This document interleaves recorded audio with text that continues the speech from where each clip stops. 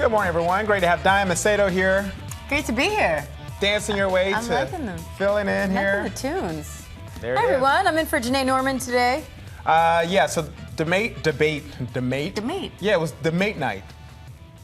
It was People not. were mating. They were not mating. They were not mating. They were fighting. There was no love. No. A little love on that stage. So let's start right there. The big story this morning, the race for 2020. The Democrats are now returning to the campaign trail after facing off on the national stage. Deep division surfaced for the second consecutive night on a range of hot-button issues, and nearly every candidate took a shot at Joe Biden. So our friend Trevor Alt right there in the Big D, Detroit, for the past couple of days, right? Covering this, and finally it's all over. You're done. You're going to pack up after this, but it was still a big night there. Well, yeah, we've got a long day ahead of us, Kenneth, for sure, but this is the final day. The candidates covered a lot of ground in last night's debate.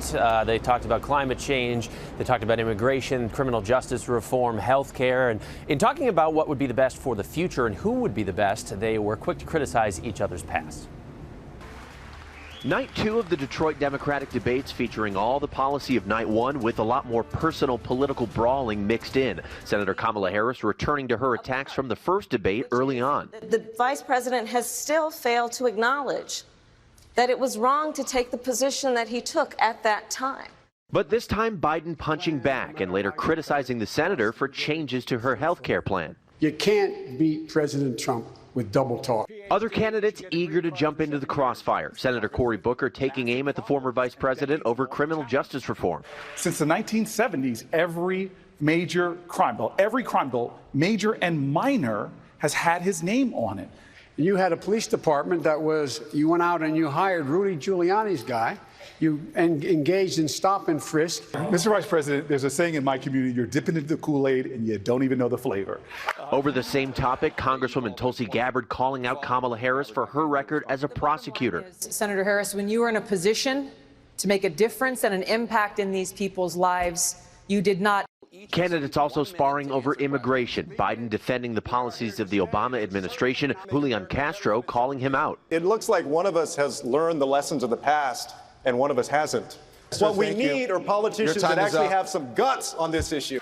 I have guts enough to say his plan doesn't make sense. Now, these Detroit debates were probably the last time on stage for a lot of these candidates. The next Democratic debate in this presidential election is happening in Houston in September. That's likely only going to have about half the candidates who qualify at most. Kenneth, Diane. And we'll see if they'll be serving Kool-Aid at that next debate hosted by ABC. I hope it's red. If so, that's your favorite flavor, yeah. Right, Trevor? Red? I'm a grape man myself. Oh, there it is. So purple. Oh, yeah. So purple. Okay, got it. That debate, by the way, right here on ABC. Right here on ABC. Hey, Trevor Alt in Detroit, thank you. We appreciate it. Thanks, Trevor. Every candidate went into the debate looking for a breakout moment or any opportunity to stand out in that crowded field. ABC News political director Rick Klein joins us now with his take on how they all fared. Rick? Diane and Kenneth, all eyes on Joe Biden during this second presidential debate. A lot of folks around him saying he needed to bring the fight, show that he's in this for the long haul, and he delivered. He took lots of incoming from almost everyone on the stage attacking him, but he was able to deliver right back, taking on Senator Harris, taking on Senator Booker, taking on Senator Gillibrand in ways that I think will resonate with a lot of his supporters and revive some of the sense around his campaign that he really knows what he is up against with these other Democrats.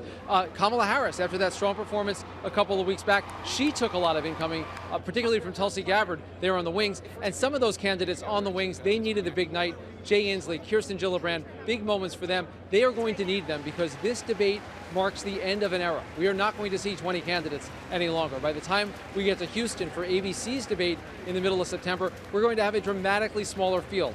It is going to be crunch time for these candidates to even qualify. Diane and Kenneth?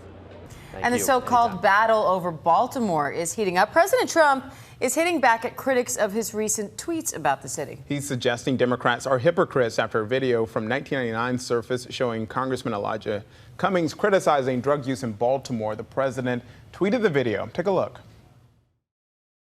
I left my community of Baltimore, a drug-infested area, where a lot of the drugs that we're talking about today have already taken the lives of so many children.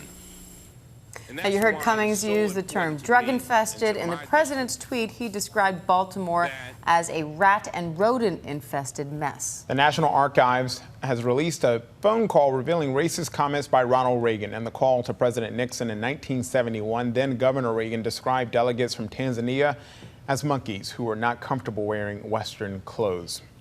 And now to the Navy fighter jet that crashed in an area known as Star Wars Canyon in California. We're seeing some new evidence of that crash, while witnesses tell us they did not see any parachute deploy. ABC's Megan Tavrizian has more on the 7 people injured who were actually on the ground. Megan, good morning. Good morning, Diane and Kenneth. 2 aircraft were flying training missions in Death Valley when one crashed. It's a popular area for U.S. Air Force and Navy fighter jet training. This morning, the search is on for a missing U.S. Navy pilot. Just be advised that is in the Death Valley National Park. The F-18 fighter jet crashing in the California desert Wednesday morning in a spot popular with spectators. It is in Star Wars Canyon. The area dubbed Star Wars Canyon for its narrow canyon walls and flight maneuvers pilots make that resemble those in the movie. As seen here in this video taken from a previous flight at the same location of Wednesday's crash. This picture, the first look at the crash site. Okay, my son and I were standing out by where I live, and he saw a large mushroom cloud of smoke. Witnesses described seeing debris smaller than a dinner plate littering a nearby parking lot. What I heard was his wingman's afterburners, because I watched him pop up right up over the smoke, because they fly through that canyon pretty close together. Those spectators watching the aircraft when it crashed, all tourists from France, suffering from minor burns and expected to be okay. And the planes crash around 50 meters in front of us. The National Park Service says that popular outlook is now closed as search and rescue teams comb the area looking for that missing pilot. We're looking for an aviator out there, hoping for the best. So I'm always optimistic. U.S. Navy investigators are working to determine the cause of this crash, whether it was a mechanical issue or a pilot error. It's still too early to tell. Kenneth. All right. Thank you, Megan. We appreciate it. And the Grasshopper invasion in Las Vegas has business owners thinking green, as in cash. Yeah, the little guys are invading Vegas because of the wetter than normal spring. And now food based on the bugs is popping up around town. Check out this one. This is a grasshopper cake from one of the bakeries in town. There's also a green grasshopper drink at a local bar. They don't have actual grasshoppers. They don't, but that pizza does, because that's what you should get, that pizza with insects on top. Grasshopper Yum, yum. pizza. Yum. Chow down. All right, well, coming up, the police body camera video causing controversy this morning. Officers are heard making jokes about a man who called 911 and lay dying on the ground. We'll be right back.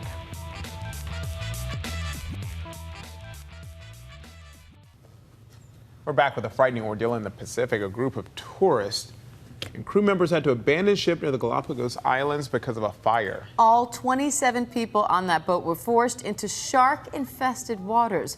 One of the passengers works for our ABC station in Los Angeles. All hell broke loose. Smoke filled the boat. They told us there was a fire in the engine room. Didn't know if I was supposed to stay on a burning boat or jump in the water with sharks. Not a choice anybody wants to have to make. The boat's life rafts wouldn't deploy, so everyone was just floating around in that water for about an hour before they finally got those rafts working. Once they got into the rafts, it was in another hour before a nearby ship answered their call for help. Wow. Incredible. No, thank you. No, not at all. Yeah, we turn now to the Texas man who died in police custody after calling 911 for help. Newly released video shows the final moments of Tony Tempa's life as police officers appear to ignore his desperate cries while he's pinned to the ground. Now, the officers are even heard mocking Tempa as he falls unconscious. We should warn you, this video can be difficult to watch. Help me!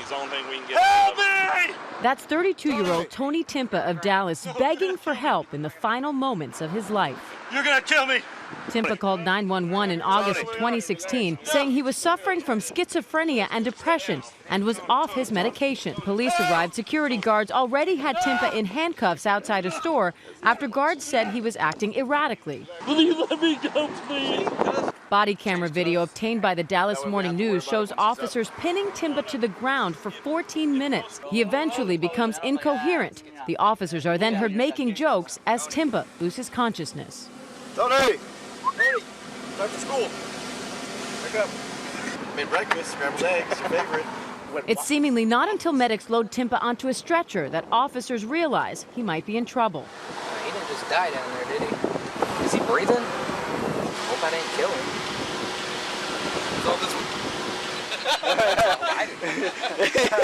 Minutes later, a paramedic can be heard telling the officers that Timba isn't breathing. Yeah, he's not breathing. He's not breathing? Nope. Oh. According to reports, the medical examiner ruled Timpa's death a homicide due to the toxic effects of cocaine and the stress associated with physical restraint. The 3 officers involved were placed on administrative leave and indicted last year. But the district attorney dropped the charges because, according to the Dallas Morning News, medical examiners told a grand jury they did not believe the officers acted recklessly and they would not testify to the officers' indictment. City officials have fought against making the video public since 2016, but this week a federal judge allowed for its release, saying the public needs to see it. An attorney for Timpa's family says the video proves his death was, quote, inexcusable. The Dallas Police Department has not commented on that video. Video definitely tough to watch. Well, checking more headlines, an investigation is underway at this ExxonMobil refinery near Houston after a major explosion. Black smoke could be seen for miles around the facility in Baytown, Texas. All workers are safe. 37 were injured, mostly from minor burns. Air quality in the area is said to be safe.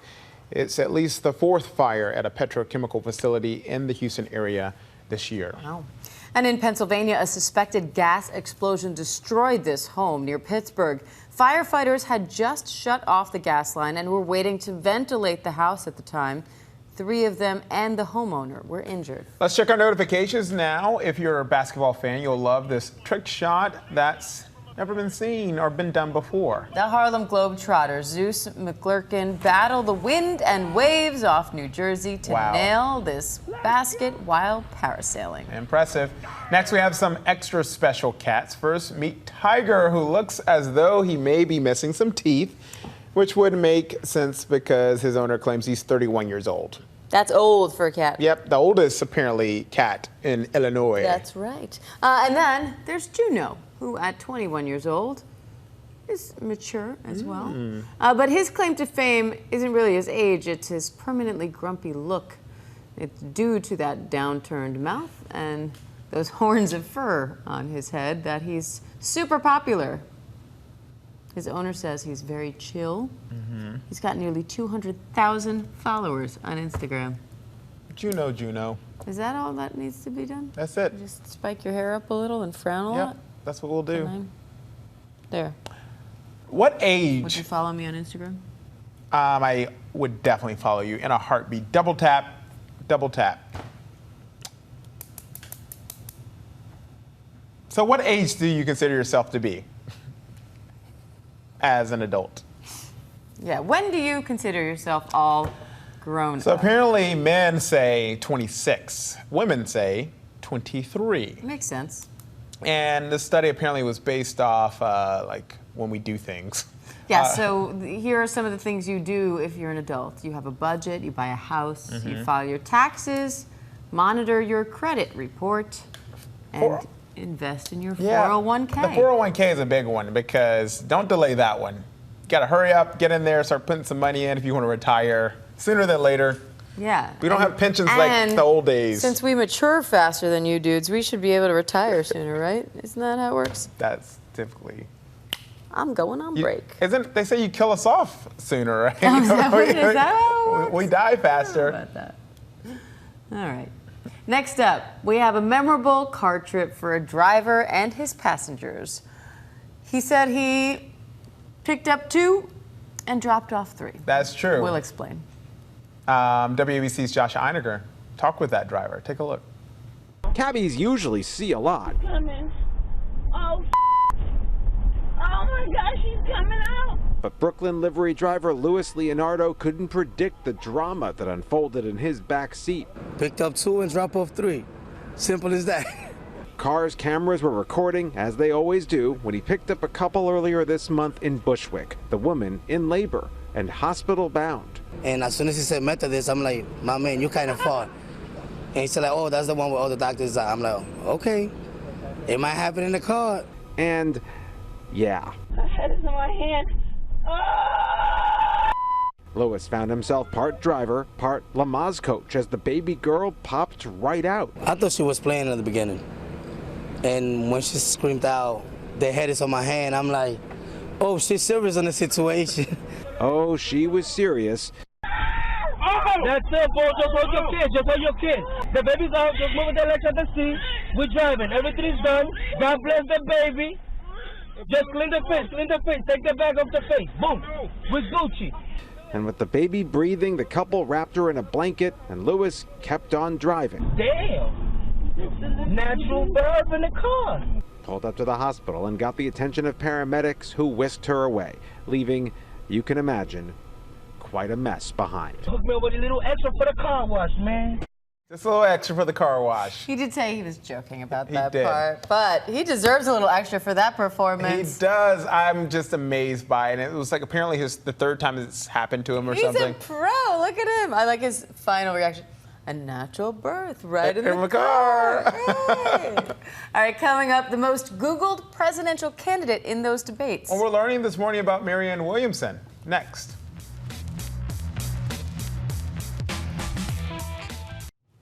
Newly released dashcam video shows the moment a semi-truck slammed into a church bus in Florida. 7 people, including 5 children, died in the January crash on Interstate 75 near Gainesville. 8 lawsuits have been filed against the truck driver's company. In Newport Beach, California, these Good Samaritans tried to rescue 3 people trapped inside an SUV after crashing into a tree.